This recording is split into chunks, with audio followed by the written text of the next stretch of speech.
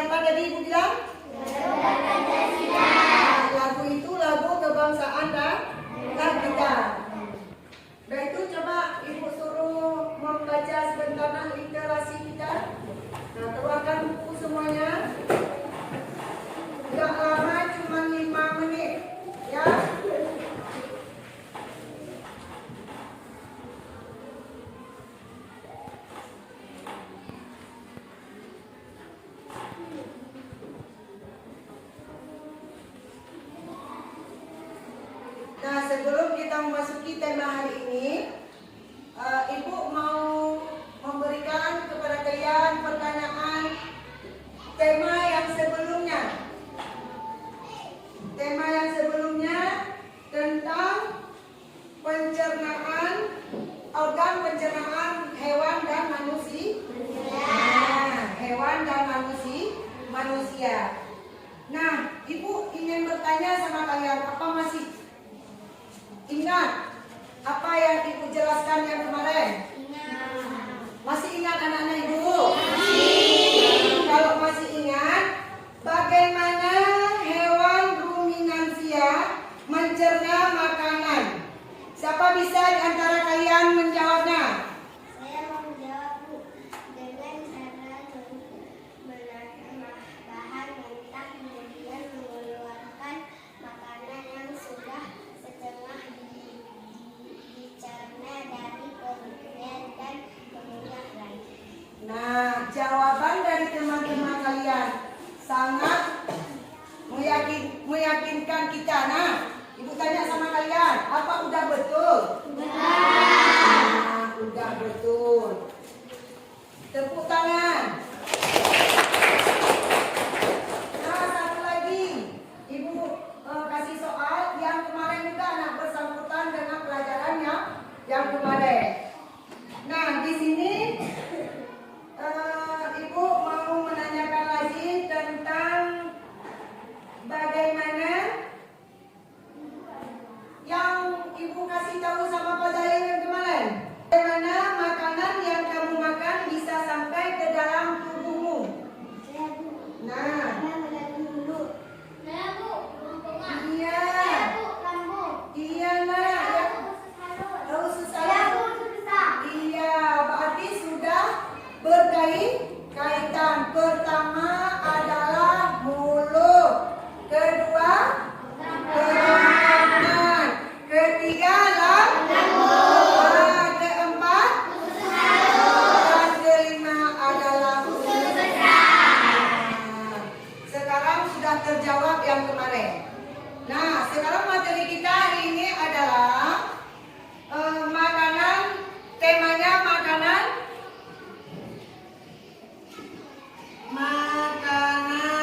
sehat. Nah, sekarang tujuan pembelajaran kita hari ini adalah melalui kegiatan mengamati iklan media cetak. Peserta didik dapat mengidentifikasi unsur-unsur iklan tersebut dengan benar. Sesudah itu, melalui kegiatan menggali informasi dan dari teks bacaan tadi yang kalian baca dengan benar juga. Sesudah itu, ketiga, melalui kegiatan membuat bagan dan model. Nah, bagan dan model peserta didik harus dapat membedakan organ pencernaan hewan dan manusia dengan benar. Nah, sekarang kita akan membagikan kelompok dulu. Berapa kelompoknya yang kita bagi? 4. Nah, anak-anak Ibu, silakan nak. Kelompok 1 di sini.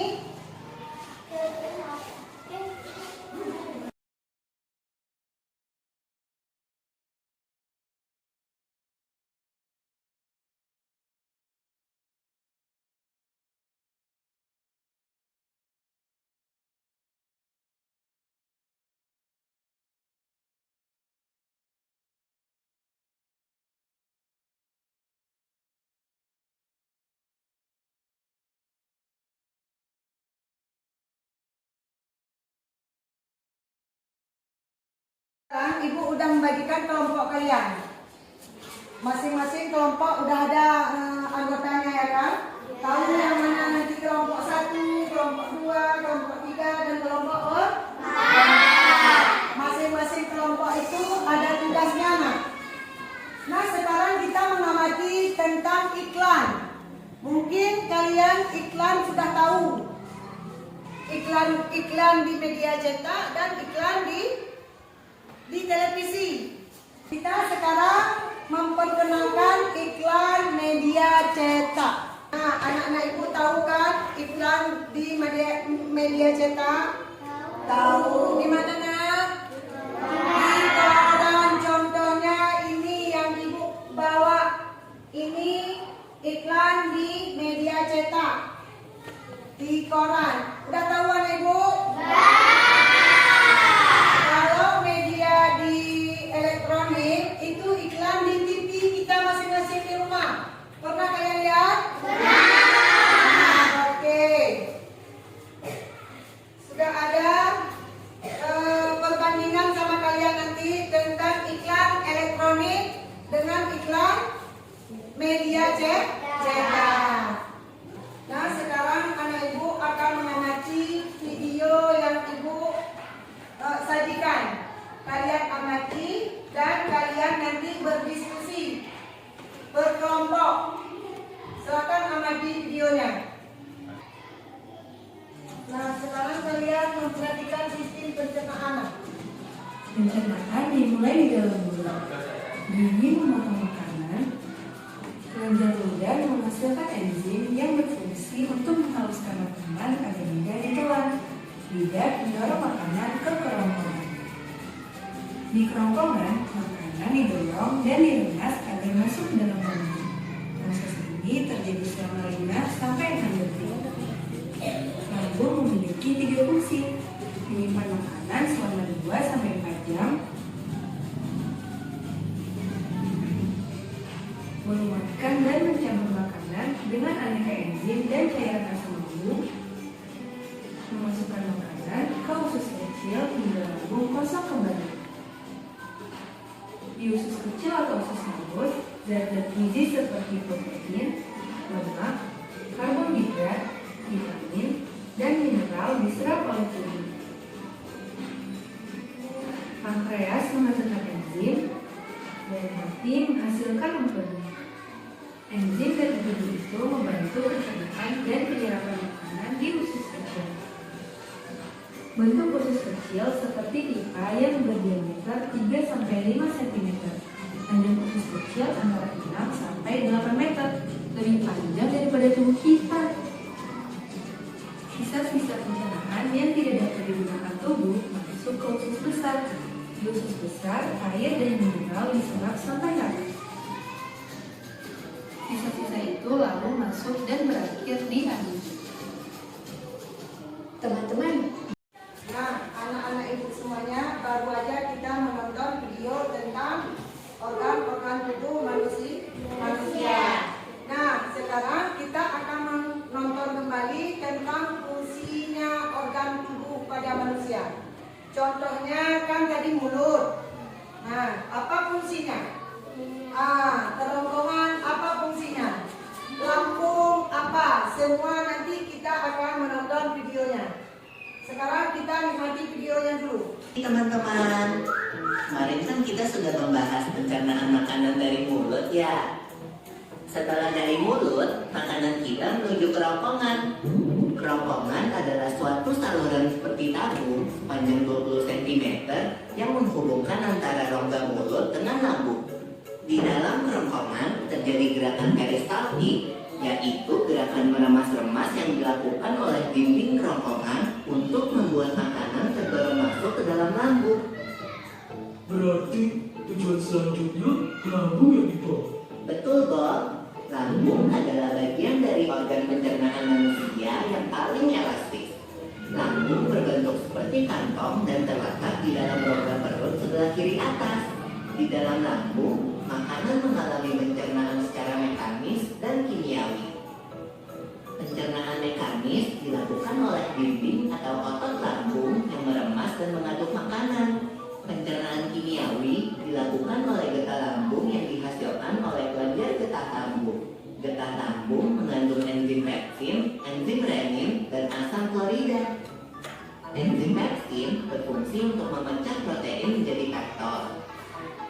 Enzim renin berfungsi untuk mengendapkan protein susu menjadi kasein.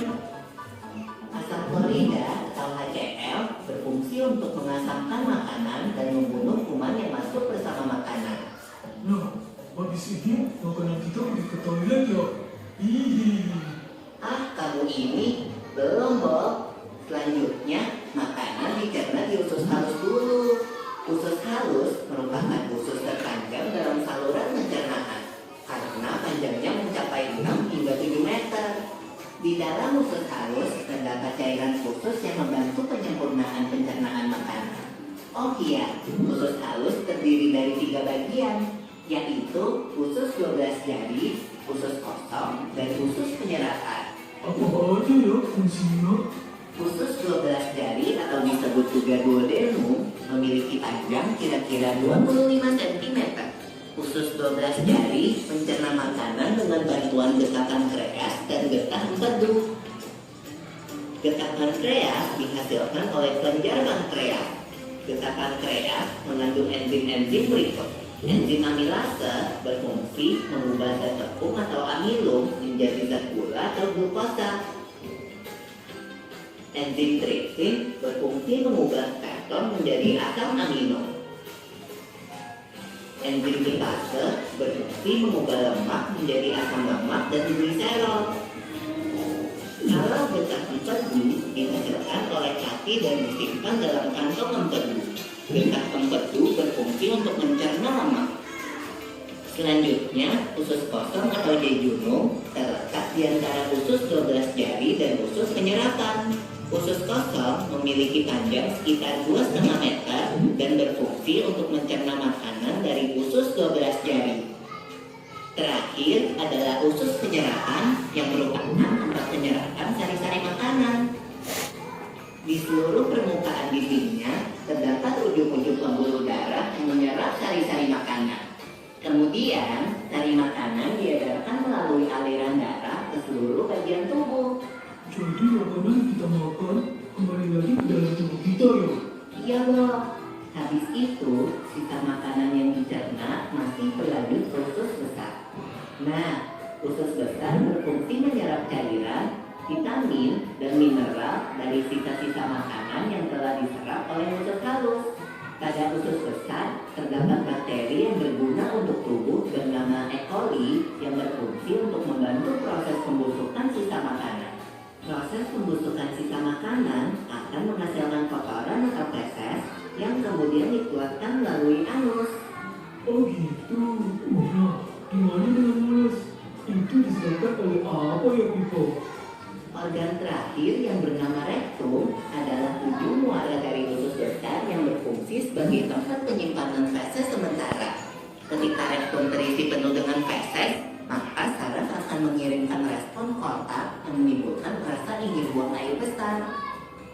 Anus adalah lubang di bagian bawah pantat yang berfungsi sebagai tempat keluarnya feses dari tubuh. Jadi begitu ya, menurut proses pencernaan dalam tubuh kita.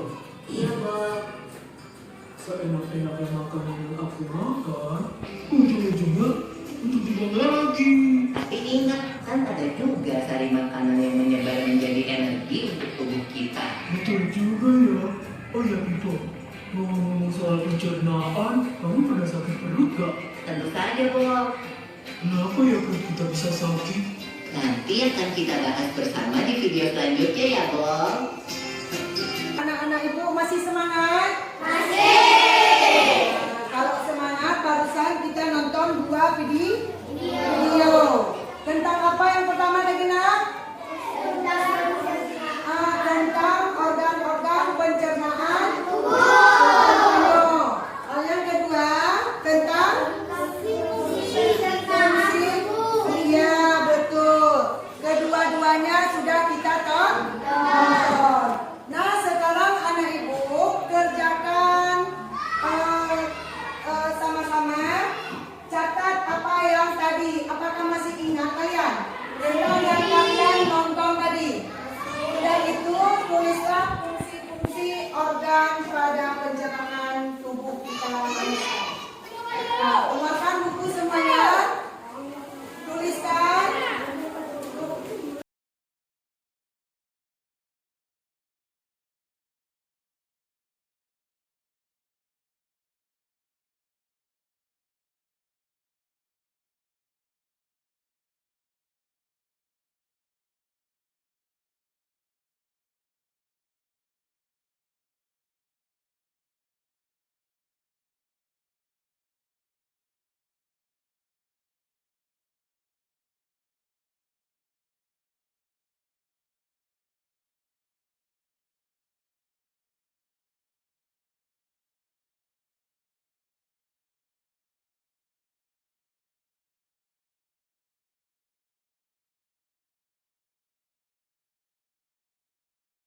siap? Nah, semua udah sih? Udah siap. Sekarang coba tunjuk tangan semua siap tadi.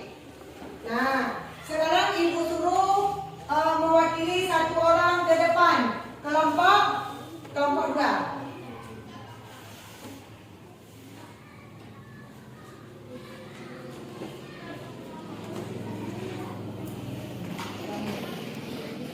Organ pencernaan manusia. 1. Mulut. 2. Kerongkongan. 3. Lambung. 4. Usus halus. 5. Usus besar. 6. Anus. Fungsi organ pencernaan. 1. Mulut fungsinya untuk mengunyah makanan. Udah. Nah, coba sekarang udah siap dibaca oleh kawan kita presentasinya. Sekarang coba tepuk tangan.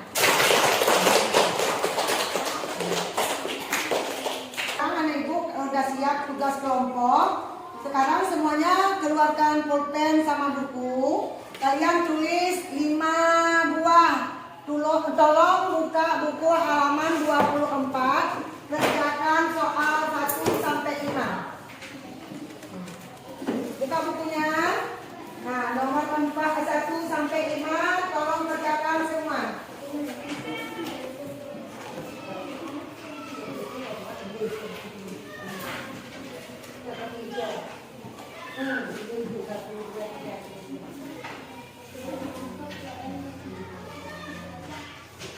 Ya, kerjakan semuanya.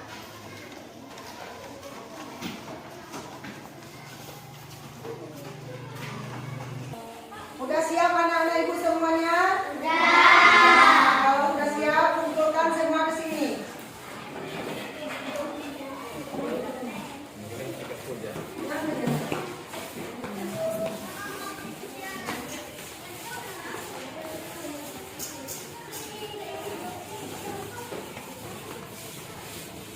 Baik anak ibu semuanya, kita sudah belajar tentang makanan sehat.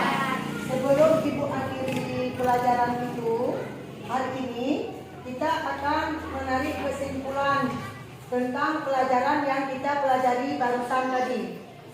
Nah, di antara kalian siapa yang bisa menyimpulkan materi kita yang barusan?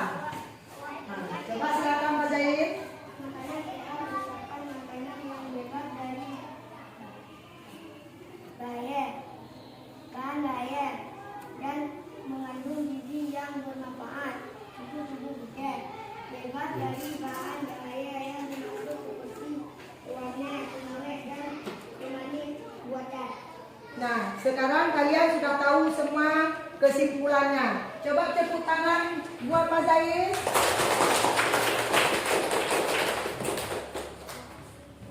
Sebelum ibu mengakhiri materi hari ini, apakah anak-anak ibu menarik dalam proses pembelajaran hari ini?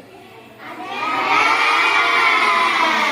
Apa-apa saja anak-anak ibu? Mendapat baru. Iya. Apa? Mendapat Menonton video. Yang lain? mengerjakan kelompok. Iya. Yang lainnya? Kelompok. Nah, coba tepuk tangan semuanya. Jadi anak-anak ibu semuanya sudah paham materi pada hari ini. Sekian, berarti kita tutup pelajaran hari ini cuma sampai di sini. Sekian, wabillahi taufiq wal hidayah. Assalamualaikum warahmatullahi wabarakatuh.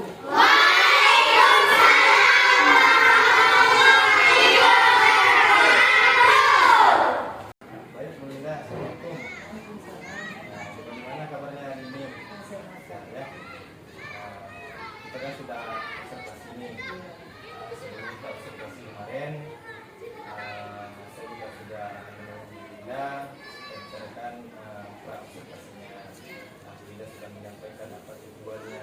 Kemudian Bu Linda juga sudah menyampaikan area-area yang dikembangkan dari materi ajar yang disampaikan dalam observasi. Saya juga sudah melihat bagaimana cara menyampaikan materi ajar, bagaimana cara Bu Linda membagi kelompok siswa, bagaimana mengaktifkan siswa sehingga pembelajaran lancar sesuai dengan rencana pelaksanaan pembelajaran. Nah, jadi hari ini kita melaksanakan pasca observasi ini Bu Linda.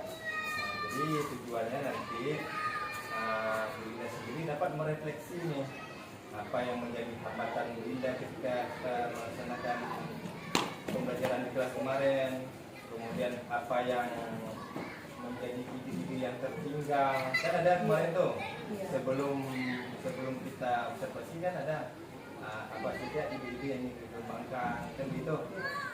Jadi begini Bu Linda. Kemudian setelah ini nanti kan kita bisa merefleksi sendiri nanti apa saja kelemahan atau hambatan-hambatan yang ada ketika kita melaksanakan pembelajaran ya. Jadi di sini nanti ada beberapa pertanyaan nih yang akan saya sampaikan dan mungkin bisa Bu Linda memberi jawaban baik secara guru atau paparan ya. Jadi, oke, yang pertama nih Bu Linda ya. Bagaimana nih perasaan Ibu setelah selesainya proses observasi seperti kita kemarin? Pastinya kan Pak deg-degan. Deg-degan ya? Iya. Tapi setelah itu saya merasa rileks Ya. karena saya sadar semua itu untuk dipersiapkan dengan baik. Ya. Iya. Oh, berarti Bu Linda merasa deg-degan sebelum itu ya? Sebelum itu. Karena merasa mungkin ini supervisi yang memang harus dihadiri oleh orang lain di dalam kelas ya ketika mengajar ya. Oke, baik. Nah ini kemudian Bu Linda ya. Kemarin tentunya ini ada nih apa yang menjadi hambatan atau kendala saat Ibu melaksanakan proses pembelajaran kemarin. Ini tentang ini Pak, beberapa step yang saya lupakan pada saat memberi pembelajaran itu. Contohnya di check breaking tuh. Kemudian ada beberapa siswa yang kurang aktif dalam pembelajarannya dalam kelompok itu tadi. Memang kemarin itu saya lihat memang ada yang tertinggal juga ya. ya. Karena di RBP saya lihat ada speakingnya. Ada, tapi lupa Pak. Itulah kendalanya. Mungkin karena gugup tadi ya. Oke, baik. Nah Bu Linda, ini kendalanya sudah hambatannya ya. Kira-kira nih Bu Linda, bagaimana harapan Ibu ke depannya nanti? Kalau harapan saya Pak, lebih profesional lagi untuk mengolah pembelajarannya. Yang kemarin, yang sebelumnya lagi kayak gitu. Untuk ada perubahan. Berarti harapan Ibu ke depan nanti adanya perubahan lebih ke arah profesional sebagai seorang guru ya. Iya. Ya. Nah jadi kalau memang untuk arahnya ke perubahan nanti, kira-kira nih apa yang jadi trik atau ide baru dari Ibu sehingga harapan itu dapat terwujud nanti? Mungkin kita aktifkan anak-anak dalam belajar tuh Pak. Mengaktifkan siswa ya. Pembelajaran itu. Terus dalam materi ajar kita. ya. Berarti trik atau ide Ibu nantinya akan mengaktifkan siswa ya. Tapi nanti lebih siswanya ke kolaborasi sama teman di dalam kelompoknya gitu ya.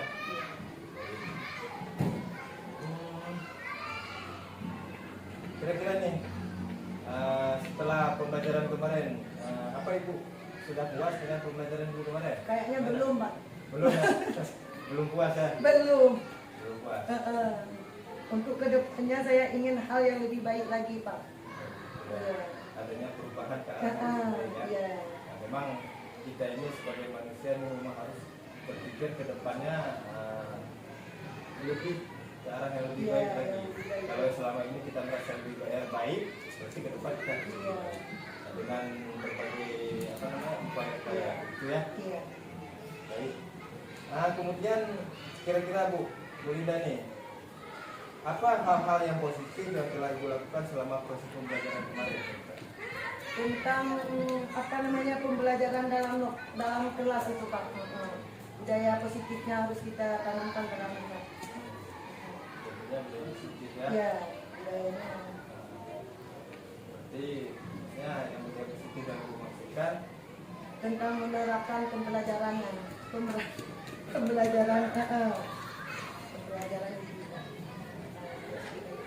berarti hal-hal positifnya baik misalnya dari sisi mahasiswa, Ya.